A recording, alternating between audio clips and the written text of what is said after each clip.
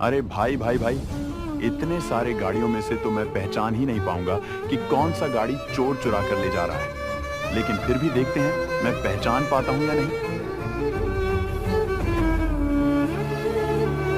बेटा, मुझे देखकर इग्नोर मत करना। इस बार जो भी एग्जाम में पास होना चाहता है, मैं पास कर दूंगी, मगर मेरा भी एक काम करना होगा। तुम्हें इस वीडियो को एक लाइक और चैनल को सब्सक्राइब करना होगा और 5 सच्चे मित्र को शेयर करना होगा।